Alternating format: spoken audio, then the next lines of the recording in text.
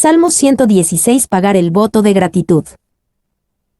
Como otro de los salmos egipcios Halel, Salmos 113 a 118, cantado por Jesús con sus discípulos en la noche de su traición y arresto. Mateo 26 horas y 30 minutos y Marcos 14:26, podemos decir con G. Campbell Morgan. Cualesquiera que sean las circunstancias locales que dieron origen a este cántico, es evidente que todo su rico significado se cumplió, cuando en medio de esa pequeña compañía de almas perplejas, con las sombras de la muerte única ya sobre él, Jesús cantó este cántico de triunfo profético sobre la agudeza de la hora de la pasión por la que pasaba.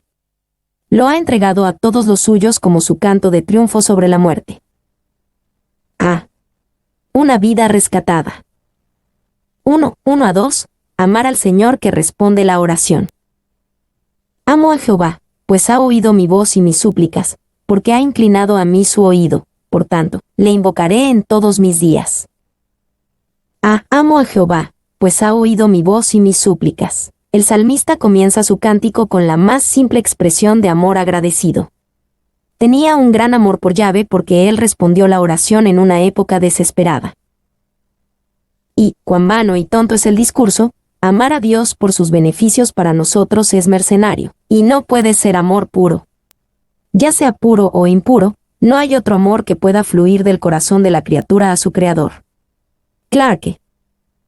2. Dicen que el amor es ciego, pero cuando amamos a Dios, nuestro afecto tiene los ojos abiertos y puede sostenerse con la lógica más rígida. Tenemos razón sobreabundante, para amar al Señor. Spurgeon. Por tanto, le invocaré en todos mis días. El cantor promete no invocar a ninguna otra supuesta deidad. Su lealtad, amor y oración siempre serían para aquel que ha inclinado a mí su oído. Y es una determinación de confiar exclusivamente en Dios y adorarlo explícitamente. Kidner. 2:3-4. Oración de alguien que sufre dolores de muerte. Me rodearon ligaduras de muerte, me encontraron las angustias del Seol, angustia y dolor había yo hallado.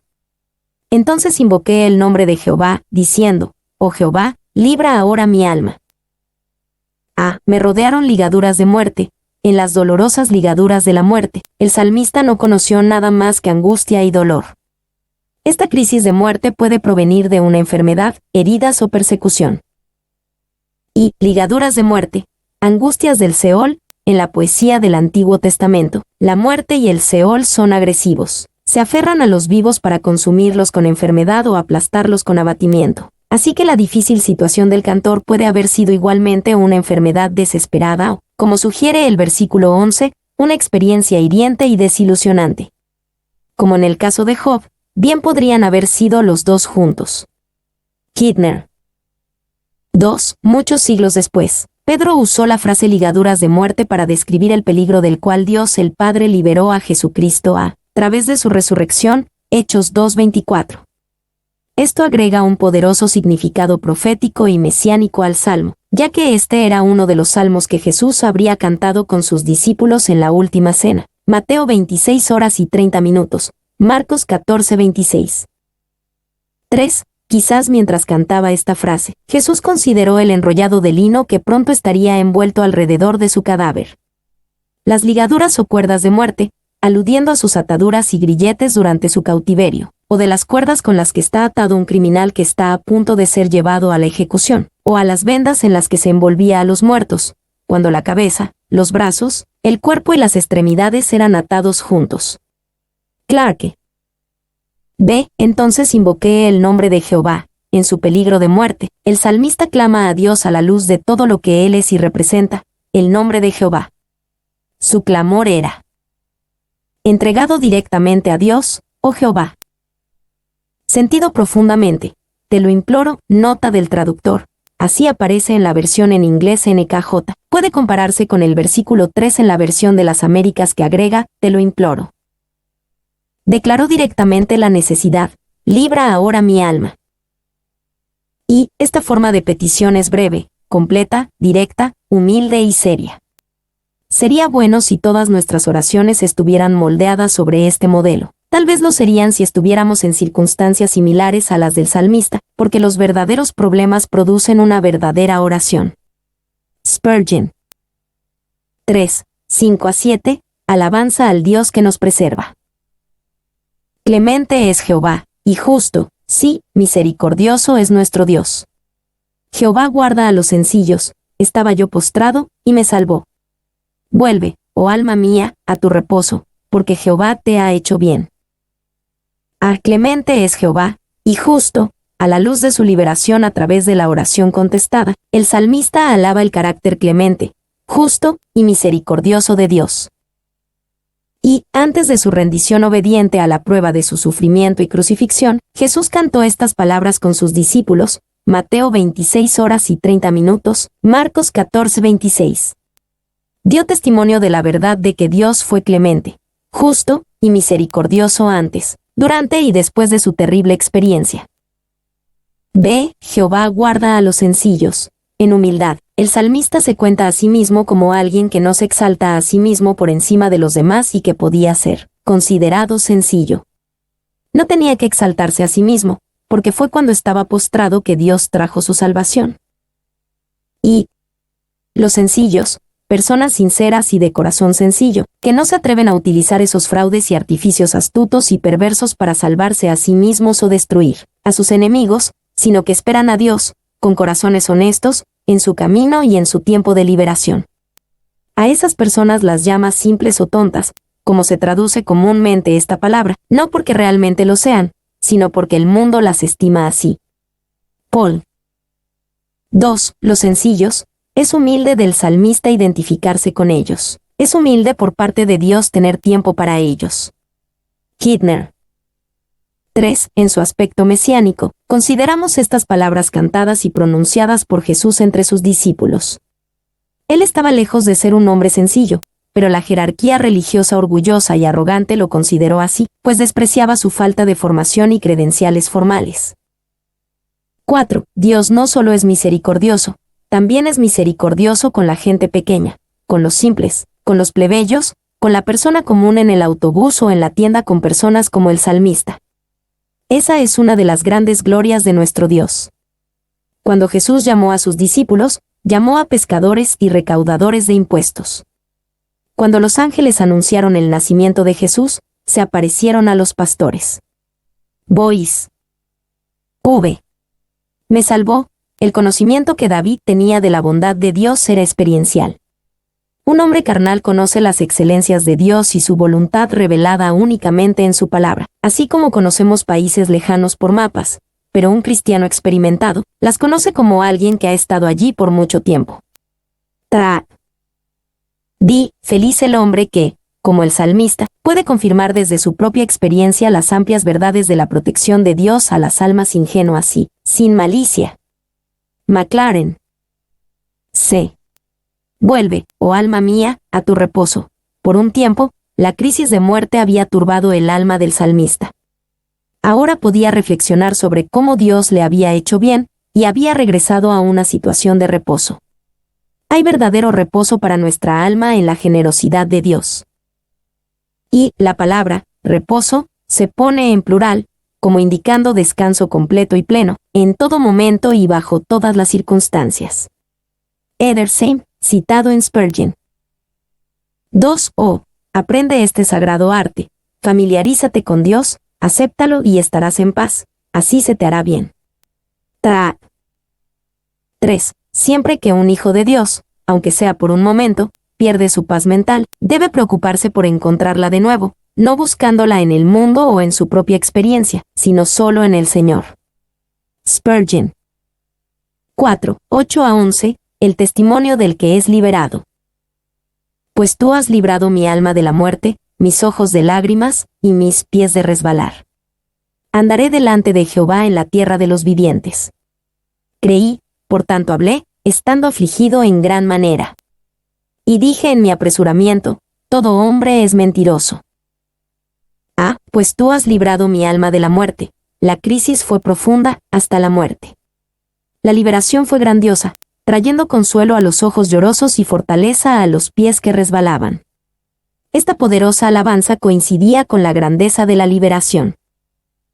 Y él está recordando la agitación que lo sacudió, pero siente que, a pesar de todo, había un centro de reposo inquebrantable en Dios. La presencia de duda y miedo no prueba la ausencia de confianza. Maclaren. 2. Una vez más nos conmueve la idea de que Jesús cantó estas palabras con sus discípulos la noche de su traición y arresto. Sabiendo todo el sufrimiento que le esperaba, Jesús cantó con confianza en la liberación de su muerte venidera, sus lágrimas venideras y de resbalar bajo el peso de la cruz que pronto vendría. Ve, andaré delante de Jehová en la tierra de los vivientes. Estas fueron las palabras de agradecimiento del salmista después de su liberación. También fueron las palabras de confianza, cantadas con fe, por Jesús antes de cada agonía de la cruz venidera. Podía ir a la cruz con plena confianza de que, habiendo sido rescatado de los pies que resbalaban, volvería a caminar en la tierra de los vivientes.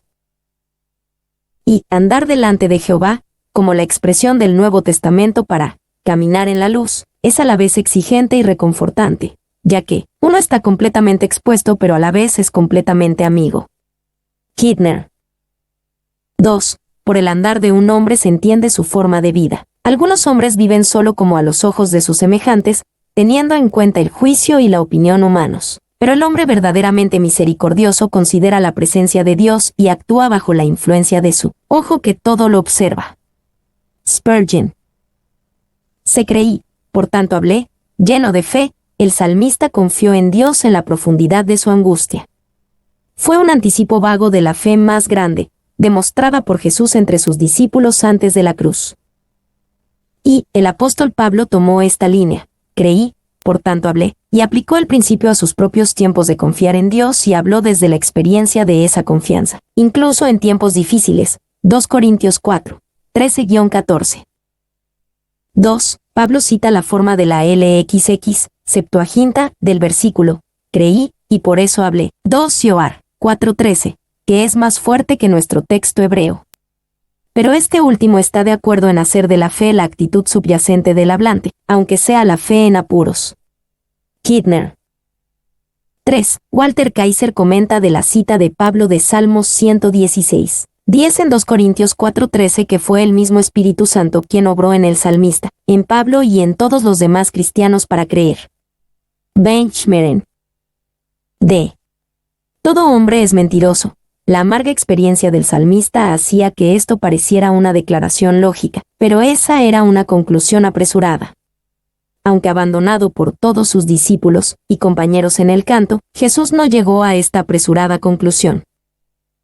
Y hay una forma en que la declaración es verdadera, porque todos los hombres demostrarán ser mentirosos si confiamos indebidamente en ellos, algunos por falta de veracidad y otros por falta de poder. Spurgeon.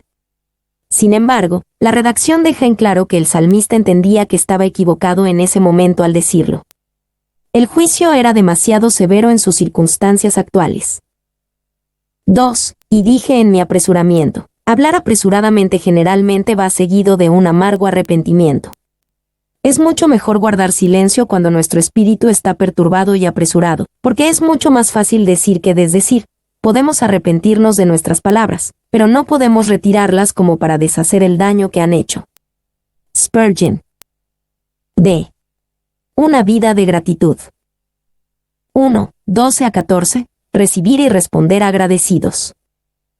¿Qué pagaré a Jehová por todos sus beneficios para conmigo? Tomaré la copa de la salvación, e invocaré el nombre de Jehová. Ahora pagaré mis votos a Jehová delante de todo su pueblo. A. ¿Qué pagaré a Jehová? La gratitud lleva al salmista a considerar que podía devolver al Dios que había compartido tan generosamente sus beneficios, convirtiendo al salmista en el único leproso agradecido entre los 10 que Jesús sanó. Lucas 17, 12-19. Y que el salmista considera sabiamente por qué Dios había sido tan bueno con él en lugar de por qué tenía problemas. Sabía que los problemas eran comunes a todos los hombres, pero que los beneficios a menudo solo pertenecían a aquellos que confiaban en Dios. 2. Todos sus beneficios. Sus beneficios son tantos, tan variados, tan diminutos, que a menudo escapan a nuestra observación mientras satisfacen exactamente nuestros deseos. Spurgeon. B. Tomaré la copa de la salvación. La gratitud impulsa al salmista a recibir de Dios. Antes de que podamos hacer algo por él, comenzamos recibiendo con gratitud. Y es una percepción profunda. La única forma en que podemos pagarle al Dios de quien todo proviene es tomando aún más de Él. Bois. 2. Podemos hacer esto en sentido figurado en la mesa sacramental. Podemos hacerlo espiritualmente cada vez que agarramos el cáliz de oro del pacto, dándonos cuenta de la plenitud de la bendición que contiene y recibiendo por la fe su contenido divino en lo más íntimo de nuestra alma. Spurgeon. 3. Hay una conexión entre las frases. Tomaré la copa de la salvación e invocaré el nombre de Jehová. La copa de la salvación es la copa de bendición que se da al alma. Que el alma la tome y la beba, pero que recuerde que la participación misma es en sí misma de la naturaleza de una promesa de lealtad. Es el juramento de lealtad en el que invoca el nombre de Jehová. Morgan. 4. Continuamos maravillándonos de cuán significativo es que Jesús cantara estas palabras en la noche de su traición y arresto, habiendo instituido la copa de la salvación bajo el nuevo pacto con sus apóstoles. Lucas 22:20. Jesús recibió esa copa de la salvación de su Padre y se la dio a su pueblo. Poco después de este canto, él, en Getsemaní, habló de una copa, y, en completa entrega a la voluntad de su Padre, consintió en beberla. Esa fue la copa de los dolores, de la amargura, de la maldición. Habiéndola vaciado, la llenó de gozo, de dulzura, de bendición. Cuando tomemos esa copa, nunca olvidemos el costo por el cual Él la llenó por nosotros. Morgan. C. Ahora pagaré mis votos a Jehová delante de todo su pueblo. El cantor declara públicamente, tal vez en un ritual de sacrificio de gratitud en el altar del templo, la grandeza y la fidelidad de Dios. Él completaría lo que había decidido hacer ante Dios. Y, en la actualidad, decide hacer la única recompensa que está a su alcance, esto es, reconocer y declarar ante los hombres la bondad de Jehová, atribuyendo toda la gloria a donde todo es debido. Orn. 2. Esta palabra, pagaré, habla de que los votos legalmente hechos son deuda vencida, y la deuda, hasta que se pague, es algo inquietante para una mente honesta. 3. Qué conmovedor fue para Jesús cantar estas palabras, cuando él mismo estaba a punto de convertirse en ese sacrificio. 4. Foxe, en sus Hechos y Monumentos, relata lo siguiente sobre el mártir, John Philpott. Fue con los alguaciles al lugar de ejecución. Al llegar a Smithfield, se arrodilló allí y dijo estas palabras: pagaré mis votos en ti, oh Smithfield. Spurgeon. 2. 15-17, una vida comprometida con gratitud. Estimada es a los ojos de Jehová la muerte de sus santos. Oh Jehová, ciertamente yo soy tu siervo, siervo tuyo soy, hijo de tu sierva. Tú has roto mis prisiones. Te ofreceré sacrificio de alabanza, e invocaré el nombre de Jehová. Estimada es a los ojos de Jehová la muerte de sus santos. Este salmo celebra la liberación de la muerte, pero el cantor sabía que la muerte sigue siendo una realidad para cada uno de los santos de Dios. Cuando llegue ese día, Dios considerará la muerte de su pueblo como una cosa estimada. Y la forma más común de expresión para la idea en Salmos 116:15 es: su sangre es preciosa.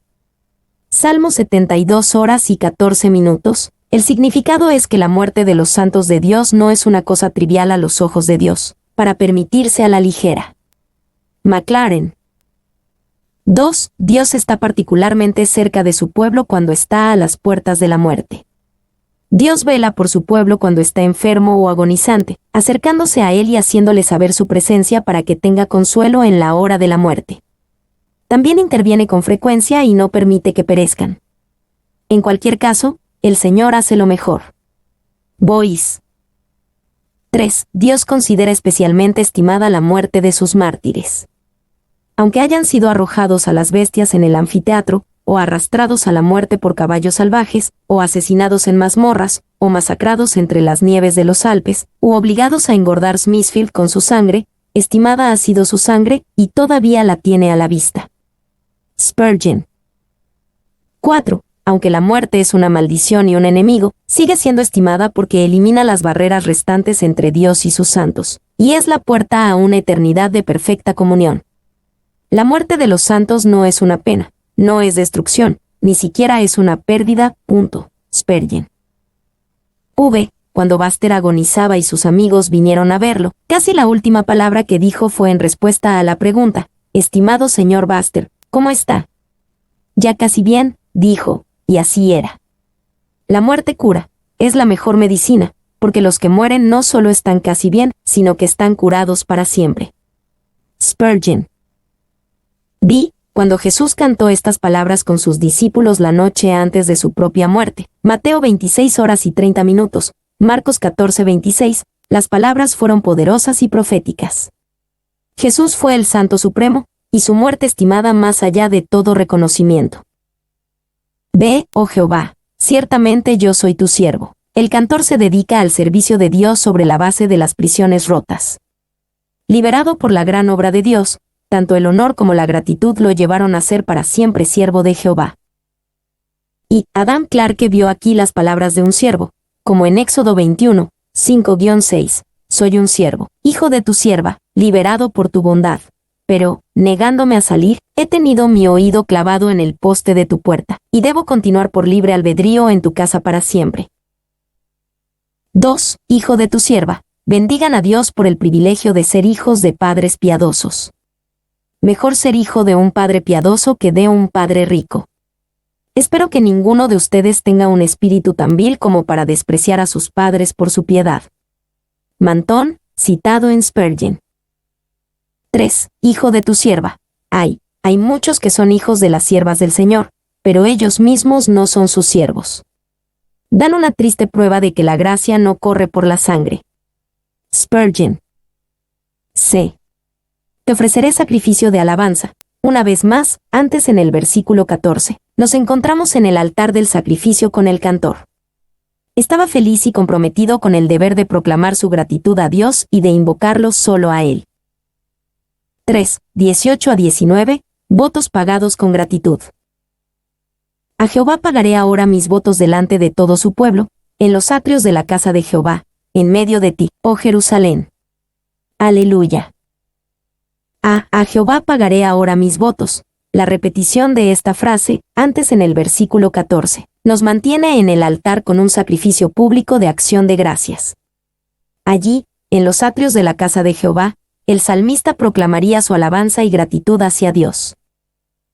Y, delante de todo su pueblo, una vez más, el suplicante solitario, que había vadeado aguas tan profundas sin otro compañero que Jehová, procura sentirse uno más de la alegre multitud en los atrios de la casa de Jehová, y fundir a su voz en el grito de alabanza de una nación.